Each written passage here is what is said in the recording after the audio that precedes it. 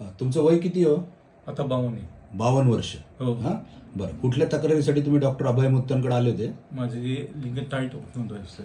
Tight पण येत नव्हतं. नव्हतं. आणि अजून अजून काही नाही, बाकी म्हणजे त्या गोळ्या खाल्ल्या तर संबंध व्हायचे ना? संबंध व्हायचे. अच्छा, किती वर्षापासून गोळ्या खायची तुम्ही? एक 49 वर्षापासून.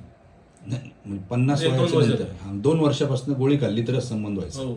अच्छा, किती गोळ्या खायची तुम्ही महिन्याभरात? महिन्यात ते 4-5 वर्षाचे.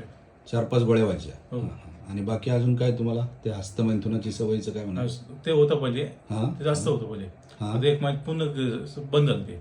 हां हां. नाही, मग तरी साधारण किती वेळा हस्तमैथुन व्हायचं तुमचं? महिन्यातून ते एक 10-15 वेळा किंवा 10 20 वेळा. 15 ते 20 वेळा पण हो. हस्तमैथुन व्हायचं? हो. म्हणजे जरी 4 वेळा गोळी खाऊन संबंध झाले तरी पण? तरी पण. हां. हो. ओके. आणि तुम्ही 1 महिन्यापूर्वी आलते म्हणता? 1 महिन्यापूर्वी होतं.